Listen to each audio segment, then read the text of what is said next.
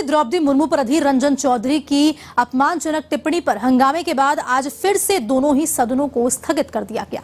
आपको बता दें कि बीजेपी के लिए चौधरी का बयान एक ऐसे मौके की तरह था जहां वे कांग्रेस को पूरी तरह से घेर सकती थी और बीजेपी ने बकायदा रणनीति बनाकर संसद के दोनों सदनों में इस मुद्दे को उठाने की योजना बनाई, जिसके कारण ही संसद में हंगामा हुआ। इस पूरे मसले पर यूपी के सांसद अनिल अग्रवाल से बातचीत की दिल्ली संवाददाता ज्योति सिंह ने।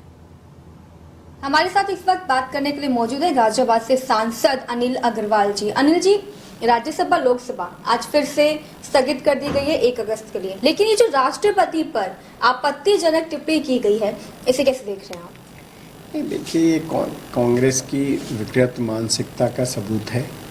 कांग्रेसी सब हताशा में है, निराशा में है और इनको ये पच नहीं रहा कि ये देश के सर्वोच्च पद पर एक आदिवासी महिला का चयन हो गया है। लोगों ने भारी बहुमत से उन्हें जिताया है। इनकी मानसिकता इसको लेके बड़ी विकृत है और इसीलिए श्रीमान अधीर रंजन चौधरी जी ने जानबूझ के इस प्रकार का वक्तव्य दिया है। उन्होंने पहले राष्ट्रपति कहा और उसके बाद दूसरे शब्द बोले, वो भी 2-2, 3-3 बार।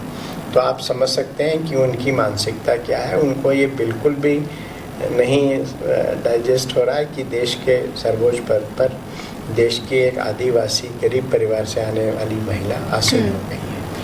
लेकिन अधीर रंजन का ये कहना है कि मैं बंगाली हूँ और मेरी हिंदी जो है वो ठीक नहीं है, जिसकी वजह से ये मिस्टेक हुई है और ये सिर्फ एक गलती है, मैं उसके लिए माफी मांग चुका हूँ। उन्होंने माफी नहीं मांगी है।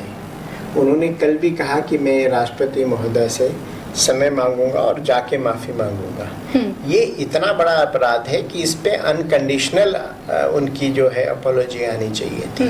वो अभी भी अपनी बात को जस्टिफाई करने की कोशिश कर रहे हैं। पहले उन्होंने राष्ट्रपति ही कहा ना, बाद में दूसरे शब्द कहे। इसका अर्थ क्या हुआ कि उन्होंने जानबूझ के वो शब्द कहे और वो पूरा सदन में हिंदी में ही बात करते हैं, तो वो बंगाली होने का इस प्रकार से फायदा नहीं उठा सकते। उनको गलती की है तो उसको उन्हें मान लेना चाहिए और सार्वजनिक रूप से, उन्होंने सार्वजनिक रूप से कहा है ना, तो सार्वजनिक रूप से माफी मांगनी चाहिए, वो भी अनकंडीशनल। लेकिन सोनिया गांधी भी कह रही है कि वो माफी मांग चुके हैं।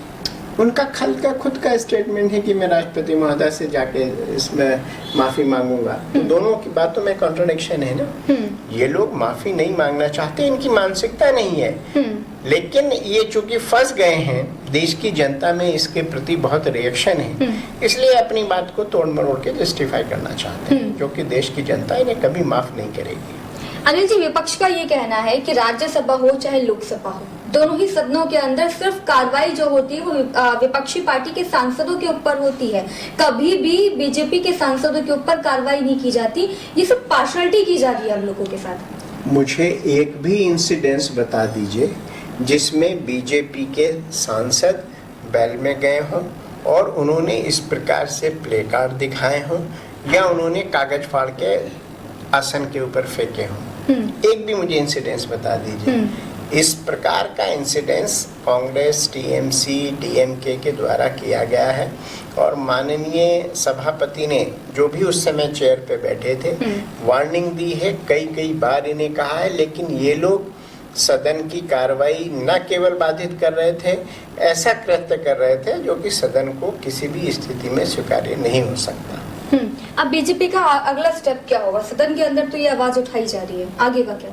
नहीं, बीजेपी की बात नहीं है, ये देश की जनता के हित की बात है और देश की जनता इन लोगों को नकार चुकी है, इसीलिए ये इस प्रकार का हताशा में स्टेप उठा रहे हैं। लेकिन इनको ये नहीं भूलना चाहिए, देश की जनता बहुत बुद्धिमान है और इन लोगों की नीति क्या है? आरोप लगाओ और भाग जाओ। माननीय पीयूष गोयल साहब, जो हमारे नेता सदन है, वो स्पष्ट कर चुके हैं कि सरकार हर विषय पे चर्चा के लिए तैयार है, लेकिन इनका मकसद चर्चा कराना नहीं है, इनका मकसद केवल हंगामा करना है।